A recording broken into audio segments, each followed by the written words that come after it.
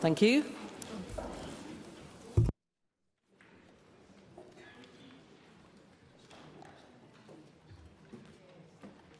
Thank you. The next item of business is a statement by Neil Gray on the Scottish Hospitals Inquiry. The Cabinet Secretary will take questions at the end of his statement, and so there should be no interventions or interruptions. I call on Cabinet Secretary Neil Gray to make his statement. Up to 10 minutes, please. Presiding Officer, I welcome the opportunity to update Parliament in response to the motion which was passed on the 28th of... Presiding Officer, I welcome the opportunity to update Parliament in response to the motion which was passed on the 28th of January 2026. Before turning to the detail, I want to again recognise the profound distress experienced by patients, by grieving families and by staff who have dedicated their careers to caring for others. For many, the recent inquiry hearings looking into the evidence relating to the Queen Elizabeth University Hospital have reopened long-standing and deeply painful wounds. My thoughts remain with all of those affected. Presiding Officer, let me be clear. When families or staff raise concerns, they must be heard. When problems are identified, they must be investigated. And when systems fail, there must be accountability. But that accountability must be based on due process and evidence. That is precisely why the Scottish Hospitals Inquiry was established, to interrogate decisions taken and decision-making processes in order to assess responsibility wherever it lies and to shine a light where answers were lacking. Its independence from ministers, from this Parliament and from NHS boards is fundamental. It ensures the truth can be uncovered without interference or political motivation. And the evidence before the inquiry is extensive. Whilst it is for Lord Brodie to draw to his conclusions, it is also important to clarify some of the assertions made in recent days in the media and by members of this Parliament. I recognise the strength of feeling, but we must be led by evidence, and I am pleased to put on record some clarifying points. Firstly, as is a matter of public record before the inquiry, the Scottish Government was only informed of water contamination issues at the Queen Elizabeth University Hospital on the 1st of March 2018. The RED Hospital Infection Incident Assessment Tool, or HIAT, alerts received by the Government prior to 2018 and referenced by members of this chamber and the media over the weekend did not suggest there were wider problems with the Queen Elizabeth University Hospital. Indeed, this evidence is already before the inquiry, and red HIAT alerts can be assessed as red for a range of reasons, including the severity of illness and impact on service delivery, and is not necessarily an indication of a wider problem. Secondly, on the point of pressure, the evidence before the Scottish Hospitals Inquiry are unequivocal in demonstrating that there was no political pressure applied by Scottish ministers to open the hospital prematurely. Counsel to the inquiry made that clear during the final hearing, and NHS Greater Glasgow and Clyde have confirmed that no external pressure was applied. And importantly, it is a clear matter of public record that this Government took steps to pause the opening of the Royal Hospital for Sick Children as soon as matters of safety were brought to our attention.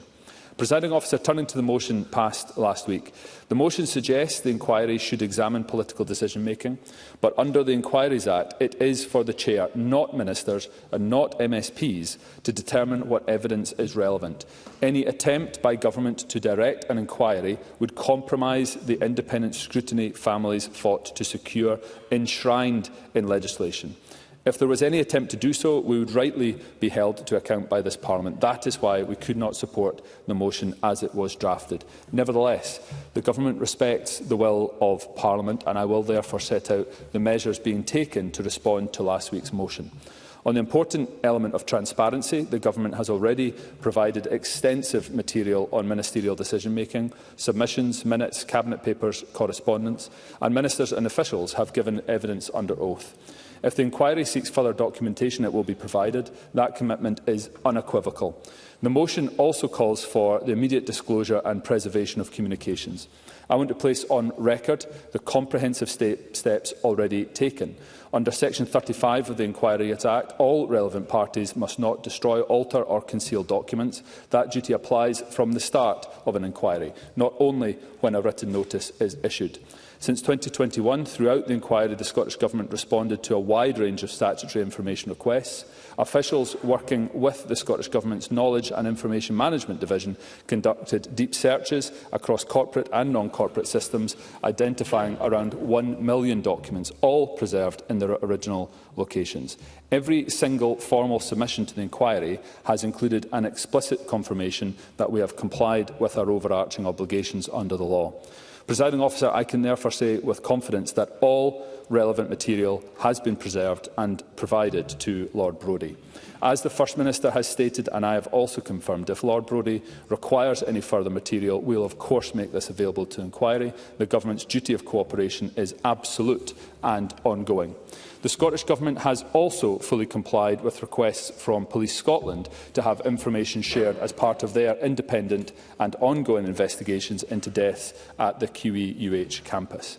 We remain committed to fully supporting both these processes by making available all records and access to relevant persons where necessary to address specific lines of inquiry.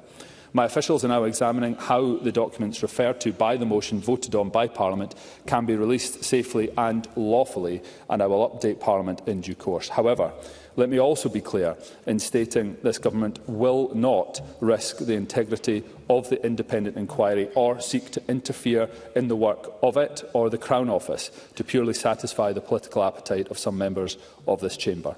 At the heart of this matter is families who deserve the truth, and that will be delivered by Lord Brodie's inquiry and the Crown Office investigation. I will not interfere with that process. Turning to the Greens amendment, which the Government supported. It is important that Parliament is guided by the independent evidence now available, and recent assessments provide clear reassurance about the safety systems currently in place at the Queen Elizabeth University Hospital. As part of the hospital's inquiry, Lord Brodie commissioned a series of expert reports and audits from Andrew Poplet, an independent specialist in healthcare water and ventilation systems. In his expert evaluation, Mr Poplet concluded that the hospital's current management of its water systems is suitable and safe. Giving evidence to the inquiry in September 2025, he stated that while there had been historic concerns, the system is now currently extremely well managed, reflecting what he described as significant improvements. He noted that the facilities team is exceeding standard guidance, adopting a proactive and preventative approach that prioritises patient safety and resilience. Ventilation governance has been subject to equally rigorous scrutiny. In March last year, Healthcare Improvement Scotland was asked by me to review progress made by NHS Greater Glasgow and Clyde in addressing requirements arising from its June 2022 inspection. Healthcare Improvement Scotland reported that the original inspection covered more elements of the healthcare-associated infection standards than had been covered in any other single inspection, underlining the depth of that inspection. Healthcare Improvement Scotland further confirmed that the subsequent action plan showed all 4 requirements had been completed. Experts to the inquiry have since advised that guidance arrangements for both water and ventilation systems are now optimal. That independent judgment is an important marker of the progress made and of the seriousness with which patient safety is now embedded in day-to-day operations. There is also new leadership at NHS Greater Glasgow and Clyde, and I have absolute confidence in the leadership of the board and the Chief Executive and their ability to ensure the cultural change needed in Glasgow. Presiding Officer, while ministers are assured of the safety of the hospital, we recognise the need to boost public confidence given the significant political and media scrutiny in recent days. Therefore, in light of the amendment passed by the Greens, I can confirm today the creation of a new Safety and Public Confidence Oversight Group. This group will be co-chaired by the Chief Executive of NHS Greater Glasgow and Clyde and the eminent Professor Lewis Ritchie, who Parliament will know has overseen a number of reviews and reports over the years. Professor Ritchie's input will provide relevant independent scrutiny, and this group will report to the NHS Greater Glasgow and Clyde Board and to the Scottish Government. This group will be broad and inclusive and will also involve active engagement with patients, families, the wider public, staff, whistleblowers, the public and other key stakeholders. The group will also make use of external independent scrutiny from Healthcare Improvement Scotland and NHS Assure.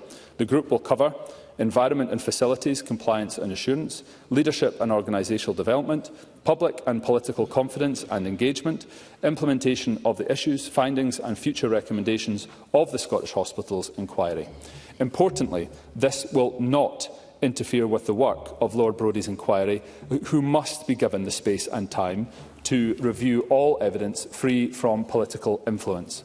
I can also confirm today that I will be writing to members across the Chamber to offer an opportunity to meet with me, the Chief Executive of NHS Greater Glasgow and Clyde, to discuss the remit of this group.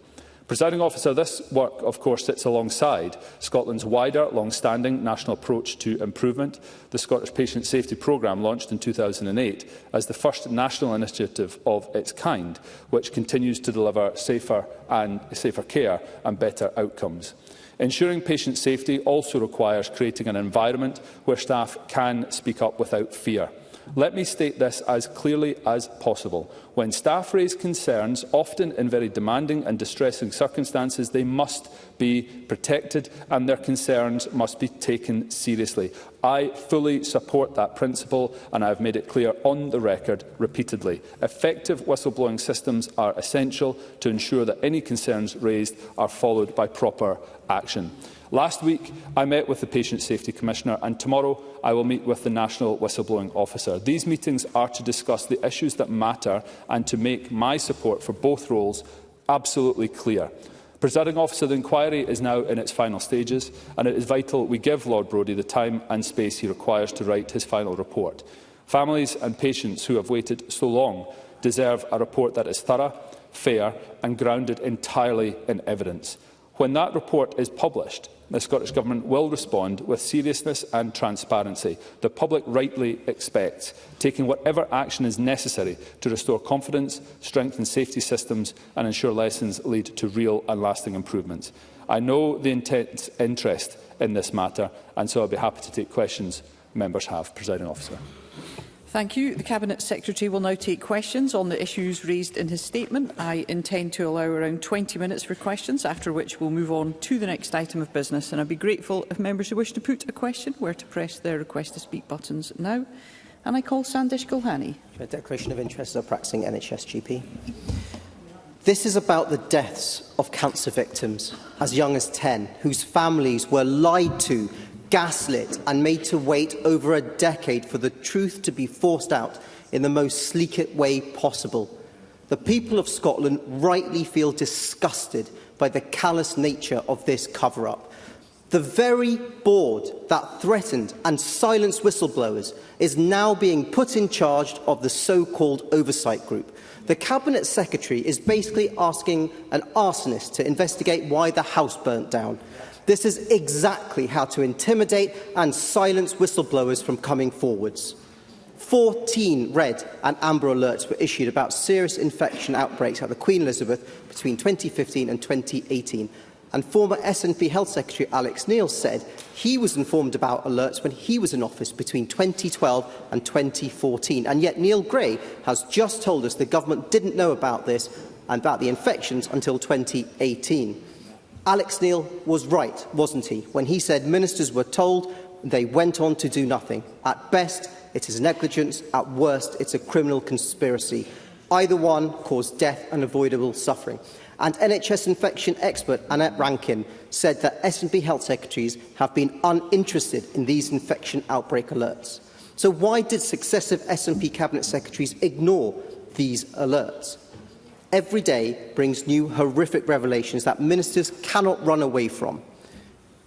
As Nicola Sturgeon's career was rising, standards at the Queen Elizabeth were falling. Health Minister during construction and First Minister during the scandal. Will the Cabinet Secretary ask the former First Minister to make a personal statement on what happened during her watch? And finally, Shona Robison categorically promised this Parliament in 2015 that an independent safety audit would be completed before opening. This, I believe, never happened with catastrophic results. So can I ask the Cabinet Secretary, has an independent safety audit throughout the hospital finally been implemented? Yes or no? Cabinet Secretary. Presiding Officer, there are a number of points that Dr Gulhani raises. The first is for me to reiterate that patients must be at the heart of this process. The families that I pay tribute to must get the answers that they are seeking, and that comes through the public inquiry that this government commissioned being allowed to conclude its work and report. That's what I'm confident Lord Brodie will do, and I ask that he is given the space to do that. They will also, those families, as I set out in my statement, be involved in the oversight group. Its independence is confirmed by the co-chairing of Sir Lewis Ritchie, whose reputation I think everybody will be aware of, and will also report to government. There is also new leadership in NHS Greater Glasgow and Clyde, who I have full confidence in, as I also said in my statement, responding to the issues of culture that need to be responded to. In terms of what we knew as a government and when, the evidence before the inquiry clearly shows that the Scottish Government was only made aware of a water contamination issue at the Queen Elizabeth University Hospital in March 2018. That is a matter of record from the public inquiry. The situation that, Presiding Officer, the situation in terms of the safety of the current hospital, I have set out my confidence in its safety. I have sent in the Healthcare Improvement Scotland to carry out an inspection to look at the whole hospital and its systems. I set that out in detail in my statement in March of last sent them in March of last year. I set that out in my statement and what they are saying. However, I recognise the need to provide greater confidence to colleagues here, as well as to patients and to families and the wider public. That's why we've established with Greater Glasgow and Clyde this oversight group. Thank you. I call Anna Sarwar. 7 years. For 7 years, families, staff and I have been raising concerns about the Queen Elizabeth, and for 7 years, SNP ministers told us there was nothing to see. 7 years of dither, denial, lies, gaslighting and bullying. That is the context the Health Secretary ignores today. Families have got to where they are today because they fought the system, a system that protected reputations rather than patients. And let me tell him, no one believes the Health Secretary when he says there were no warnings of issues until March 2018, and nobody believes him when he says pressure wasn't applied. They will be found out, Presiding Officer. Now, while I welcome the new oversight group, the truth is we have been here before. And as I said last week on current issues, I will not be satisfied until the brave doctors who exposed the truth are satisfied. And so if the Health Secretary believes in honesty and transparency, and if he is to have a shred of credibility in his job, then he needs to answer the basic questions he couldn't answer last week. So can he now? Has the hospital been validated? Every ward and every unit? Has that report been shared with these 3 infection control doctors? Has it been independently verified? And will he publish the reports? Yes or no? Cabinet Secretary. Presiding Officer, in terms of transparency, and I recognise the time that it has taken to get to this point. In terms of transparency, the public inquiry was established by Jean Freeman in order to get to the answers that Mr Sarwar is asking, as well as those families as well. So I recognise the time that it has taken, and I recognise the process is still to conclude. But that is the route through which we get answers to the independent truth, and that is why I believe it should be allowed to run its course. He doesn't need to believe me regarding the issues that we're talking about, either in terms of what government knew when, or indeed whether there was political influence. Those are matters of public record that have been led in evidence before the public inquiry. That is why I can say those things as I have, because I am quoting evidence that has come through from the public inquiry. In terms of the public inquiry, it has also heard about the validation of the hospital. That is a matter of public record. He recognises that. He understands that. I do not wish to second-guess the conclusions of the public inquiry. However, I recognise the questions that have been raised by Mr Sarwar and others around the safety of the hospital now. That's why I sent Healthcare Improvement Scotland into Queen Elizabeth University Hospital last year to get assurances. That is why we have set up the Independent Oversight Group to look at all of these issues so that the public, Mr Sarwar, families and others can get that assurance of the current safety of the hospital, which I am clear it is safe. Thank you. I call Bill Kidd to be followed by Brian Whittle. Thank you, Presiding Officer. Cabinet Secretary, Lord Brodie will of course reach his own conclusions, but can the Cabinet Secretary today confirm whether it's the Scottish Government's intention to implement any and all recommendations that Lord Brodie may reach?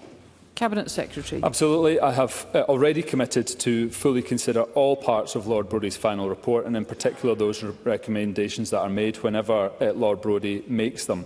We owe it to the families and patients impacted to effect real and meaningful change, and we will fully and transparently implement any recommendations made by Lord Brodie to the Scottish Government. Brian Whittle to be followed by Rona Mackay. Thank you, Presiding Officer. I'm not going to ask the question I was going to ask before, because bottom line in here is the safety of patients is absolutely paramount.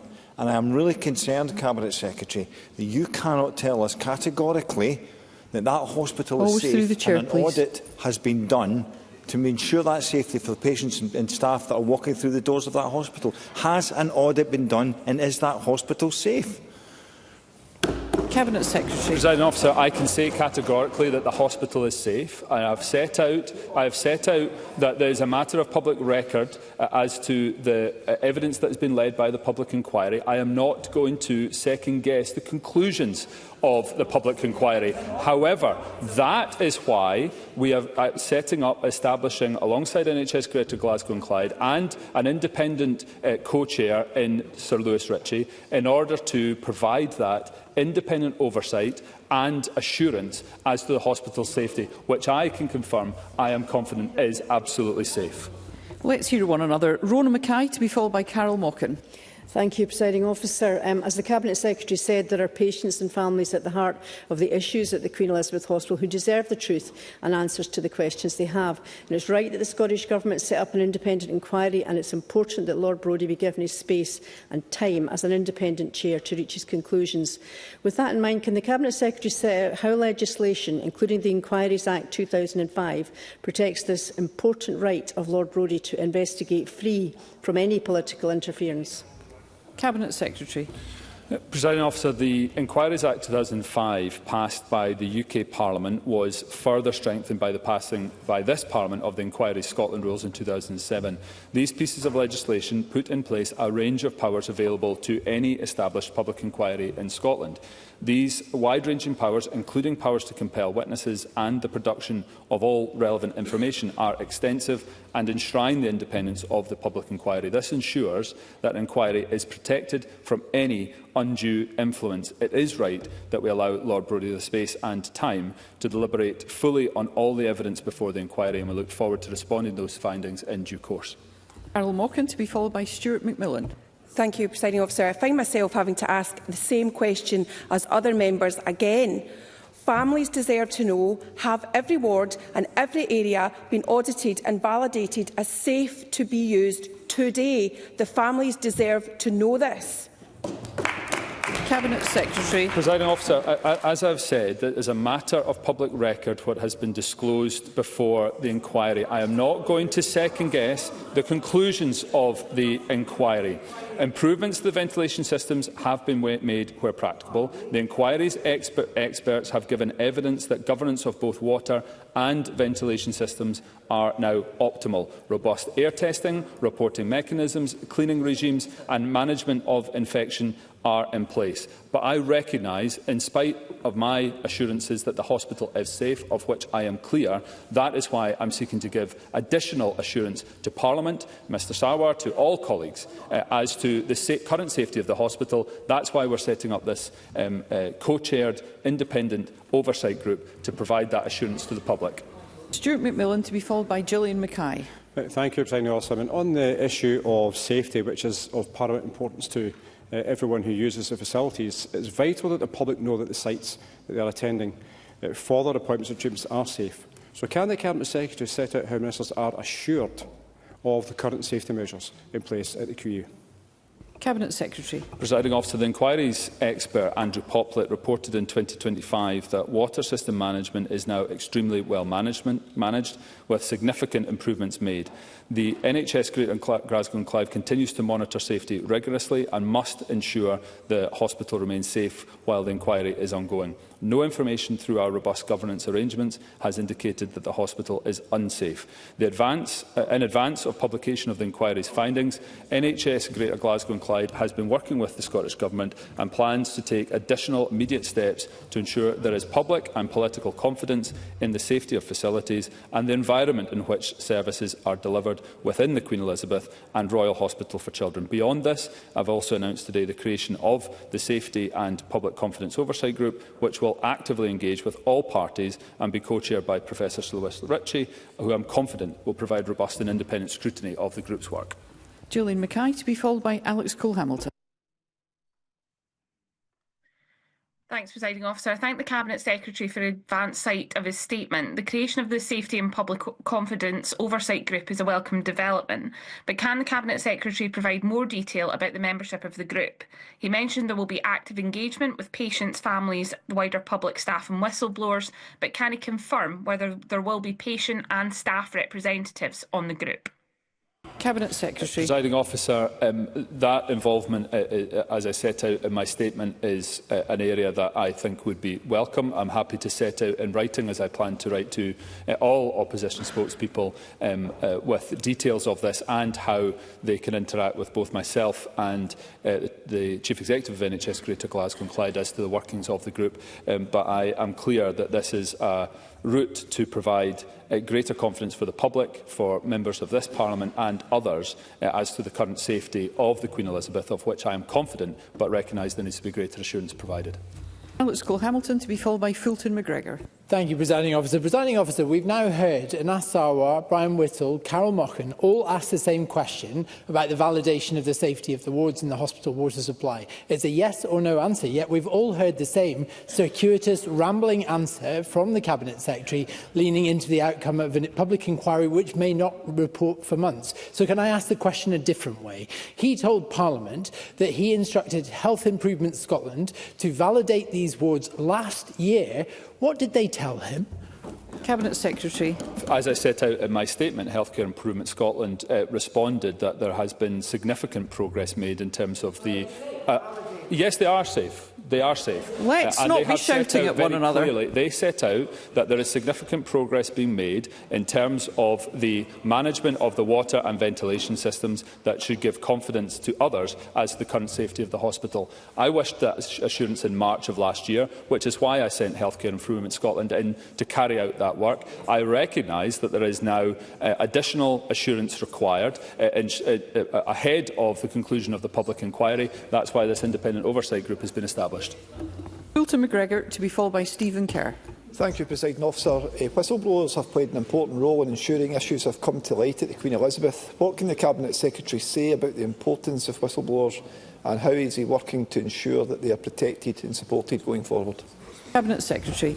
Presiding Officer, I'm clear. I have made these points repeatedly, most frequently in interaction with Stephen Kerr, that all concerns raised by whistleblowers must be taken seriously and investigated thoroughly. Since the situation in the Queen Elizabeth occurred, the Scottish Government has ensured development of a robust set of whistleblowing measures to support staff confidence to whistleblow without fear of repercussions. These measures include the setting up of the role of the Independent National Whistleblowing Officer, which commenced in 2021, development of national whistleblowing standards, NHS Scotland's national whistleblowing policy, an independent advice line and dedicated whistleblowing champions on the board of every NHS Scotland Health Board. Externally, individuals can also raise concerns directly with Healthcare Improvement Scotland, NHS Counter-Fraud Services, Health and Safety Executive and Audit Scotland. Stephen Kerr, to be followed by Emma Harper. But the Patient Safety Commissioner told the Health and Social Care Committee this very morning that the whistleblowing procedures are not working. I mean, that's the reality of the evidence. Now, the Cabinet Secretary needs to face up to the reality of what is being presented as evidence from the Patient Safety Commissioner to a committee of this Parliament. So he can say there are policies, there are procedures, there's this and there's that. The culture is not right. It doesn't work. And in relation to whistleblowers, it is disturbing to many of us in this chamber that he cannot say yes to the question he's been asked numerous times. Has the hospital systems been validated by an independent auditor or not? Because I can tell him that 2 whistleblowers have come to us in recent days to tell us that staff are telling patients on the cancer wards not to drink the water, but to drink bottled water. So will he face up to the reality of these issues and deal with them now and not hide behind the procedural things he keeps bringing up? Cabinet Secretary. Presiding Officer, I respect Stephen Kerr's position in terms of his position with regards to whistleblowing organisations. And I understand the strength and force with which he seeks to make his contributions. I equally have made these points and stated this case around the culture and expectation that I have, this government has, in terms of the running of the NHS in Scotland. The Chief Executives in post today, the chairs in post today, the independent whistleblowing champions of every board are clear as to my expectations, this government's expectations as to the treatment of whistleblowers. If that is not the case, I want to hear about it, including my interactions that I have with the Patient Safety Commissioner, who I meet with regularly. I recognise the evidence that she has given this morning. I've heard it, I understand it, and I meet with her regularly in order to try to overcome some of the challenges that she has set out. That goes to the heart of ensuring that proper patient safety procedures are followed, because when patients and staff feel able to speak up, that's when we have a system that could be counted on by the public. Emma Harper, to be followed by Liz Smith. Thank you, Presiding Officer. Scotland has advanced support for patient safety that has attracted international commendation, and I experienced this myself when I worked in the NHS as a nurse. It's vital that patients are assured of the Scottish Government's determination to maintain a safe clinical environment. The Cabinet Secretary will be aware that the Patient Safety Commissioner was in Parliament today giving evidence about her role to the Health, Social Care and Sport Committee. Can the Cabinet Secretary say any more about the Patient Safety Commissioner's role to support the Government's work to ensure and improve patient safety across our NHS? Cabinet Secretary. Presiding Officer, Scotland's patient safety programme, world leading when it was launched in 2008, has reduced avoidable harm across multiple areas. We support Healthcare Improvement Scotland's inspection programme to drive continuous improvement, and the Patient Safety Commissioner appointed following the Cumberledge review advocates for patients and systemic improvement. The Patient Safety Programme leads are working with boards in co-design and implementation of Martha's rule in Scotland, and Parliament has also introduced the Patient Safety Charter, reflecting concerns raised by families, including that of Millie Mains, to whom I pay the utmost tribute. Liz Smith, to be followed by Graham Simpson. Does the Cabinet Secretary accept that while public inquiries are immensely helpful when it comes to establishing the truth, they are by no means the only mechanisms that are required to re-establish public trust, and that any government should not hide behind them in a way to get away from answering very specific questions? Cabinet Secretary. I hope, yes, first of all, yes I do, and I hope my interactions with Liz Smith on another public inquiry will give her confidence as to what I am saying here and why I am saying it. I am attempting to ensure that the independence of a public inquiry is respected. It is allowed to do its work. I am also conscious, given the passage of the motion, the amended motion last week, that we need to give greater assurance to this Parliament and to members of the public as to the current safety of the hospital. That's why we have taken steps in order to provide that through the oversight group that Professor Sir Lewis Ritchie will assist in co-chairing, precisely because I want to address the points that Liz Smith makes, from which I understand the perspective she comes from. Graham Simpson, to be followed by Martin Whitfield. Thank you. If the Cabinet Secretary had seen evidence that every part of the hospital was safe, he would not need to seek the additional reassurance that he talks about. So what is that evidence? Where is it? Cabinet Secretary. Presiding Officer, I'm clear that the hospital is safe. I'm clear with the evidence that has been before me, from the information that has been led through the public inquiry, from the information that has come through the inspection and the additional inspection that I asked for Healthcare Improvement Scotland to conduct. However, I recognise that there is wider public confidence and this Parliament's confidence in the safety of the hospital. That's why I'm respecting the will of Parliament in terms of the passage of the motion last week and seeking to provide that additional oversight and assurance and establishing this oversight group. And Martin Whitfield. The Cabinet Secretary has in his own mind used the question of the inquiry to ascertain whether or not the hospital is safe today. So at what date can the inquiry publish that the hospital is safe, given it's not going to report for many months? Cabinet Secretary. Officer, I've been quoting evidence that has been led within the public inquiry. I have not sought to make judgments as to the conclusion of the public inquiry. That is the distinction that I am seeking to draw. I am not concluding that the hospital is safe purely on the evidence that has come through the public inquiry. That is additional. I am taking that conclusion on the basis, additionally, of Healthcare Improvement Scotland's work and the confidence that I have in the leadership of NHS Greater Glasgow and Clyde currently. I think it's important, I think Martin Whitfield would share this, that Lord Brodie is able to conduct his business and come to his conclusions for the families to get answers and for that to be independent of any interference. I think that is fundamental to the process of public inquiries operating effectively and to carry the continued confidence of the public in this Parliament. Thank you. That concludes the ministerial statement. I have a point of order from Anna Sarwar. Thank you, Presiding Officer. Presiding Officer, it's incredibly important that the Cabinet Secretary for Health give true information in this chamber. Massively important when you think about safety concerns at the hospital. The Cabinet Secretary has repeatedly this afternoon cited evidence at the inquiry as saying that that presents evidence that the hospital is safe, and he has selectively quoted transcripts from the Council to the inquiry. So can I quote what the Inquiry Council actually said on the final day of the hearings? These are the words of Mr McIntosh. The key point to make today is that the whole hospital ventilation system has not been validated. The general wards have not been validated, and it's most concerning that it's still not been done. This is not a matter for the inquiry to conclude and therefore make recommendations. This is a matter for the safety and public trust in our institutions in the here and now. So the Health Secretary must do his job and make sure we protect patient safety. Mr Sarwar, I would say, with regards to a point of order, that is not a matter for the Chair. The member will know at this point that the accuracy, the contribution that members make is a matter for them ordinarily.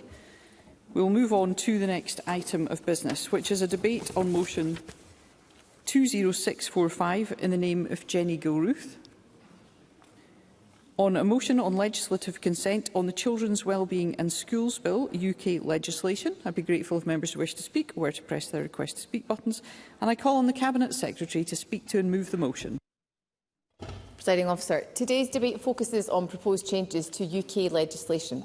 The changes would give Scottish ministers powers to make provision, which is consequential on devolved aspects of the Children's Wellbeing in Schools Bill in respect of community-based and secure accommodation. In June of last year, the Scottish Parliament agreed to a motion extending provisions within the Children's Wellbeing in Schools Bill to Scotland, allowing children from Scotland to be placed in community-based settings in England once developed and if judged to be in their best interests. It is already possible for children living in Scotland to be placed into secure accommodation in England, although rarely used. Importantly, this does not alter Scotland's existing decision-making processes, nor does it change our commitment to reducing cross-border placements wherever possible. As was made clear during last year's parliamentary debate, placements into provision in England should only occur in exceptional circumstances and especially not in response to capacity pressures. Members will be acutely aware of the previous challenges we have faced around secure accommodation capacity in Scotland. While 16 of Scotland's 70 beds are currently vacant, our work with providers and partners to restore and enhance that capacity continues. On the 8th of January, we launched a 14-week public consultation on the future of secure care in Scotland, and this consultation includes questions on the potential development of community-based accommodation here in Scotland. We welcome views on how secure provision should evolve to ensure that we continue to meet the needs of our children and young people. Following the Parliament's... Yes, I will do. Martin Whitfield. I'm very grateful for the Cabinet Secretary to take an intervention on this. Can the Cabinet Secretary explain whether indeed this LCM or indeed the UK legislation will alter the status of English young people being in secure accommodation in Scotland with regard to their human rights and the UNCRC that now applies in Scotland? Cabinet Secretary. It's not my understanding that it would alter in relation to the specific point the member makes, and it is important to say this as a future-proofing power. It also is reflective of powers that are being brought forward in relation to Welsh ministers, so it's important that we have that consistency across the piece. But we did have agreement from Parliament, of course, last June, and we had further consideration being given to grant powers to Scottish ministers, as I have alluded to make provision that is consequential on devolved aspects of the bill, specifically in relation to accommodation used for deprivation of liberty. And while the provisions already consented to in June should cover all necessary amendments to Scottish legislation, taking these additional powers would provide flexibility should future changes to Scottish legislation be required. This ensures that children's rights remain fully protected and that their best interests continue to guide every decision we make. Taking these powers also protects the devolution settlement. The provisions subject to this motion ensure that consequential amendments made to devolved legislation are made by Scottish ministers, reflecting the core principle that changes to devolved legislation should be made in this Parliament unless there are compelling reasons not to do so. Yes, I will do. Douglas Ross. I'm grateful to the Cabinet Secretary for giving way, and while she's right that it's important that decisions should be taken in this Parliament, does she also agree that it's important that this Parliament's scrutiny role is also upheld? And the Education, Children and Young People Committee were not able to scrutinise this LCM due to the timing it's come straight to the Chamber, and that follows the earlier LCM back in June, where we were only given 1 day, which also meant it wasn't possible for us to look into it. Is that something the Government will consider going forward? Cabinet Secretary. Yes, it very much is to Mr Ross's point. I'm aware that Mr Day, as Parliamentary Business Manager, has been leading some of this work at the Conveners Group. There are wider issues pertaining to the timetables associated with LCMs and the lodging, but I will recall Mr Ross raising these exact issues at the end of June. And of course, the Secretary of State for Education wrote to me on the 7th of January, so there are some timings that are out with the Government's control in that regard. However, to give Mr Ross comfort, we are absolutely committed to looking at these issues in more detail. Presiding Officer, I'm mindful of time, but for these reasons I recommend that the Scottish Parliament consents to this motion, giving the Scottish Ministers powers to make provision that is consequential on devolved aspects of the Children's Wellbeing in Schools Bill in respect of community-based and secure accommodation. Thank you. That concludes the debate on a motion on legislative consent on the Children's Wellbeing in Schools Bill, UK legislation. It's now time to move on to the next item of business. There are 2 questions to be put as a result of today's business. The first question is that motion 20627, in the name of Ash Regan, on the Prostitution, Offences and Support Scotland Bill at Stage 1, be agreed. Are we all agreed? Yes. The Parliament is not agreed, therefore we'll move to a vote and there will be a short suspension to allow members to access the digital voting system.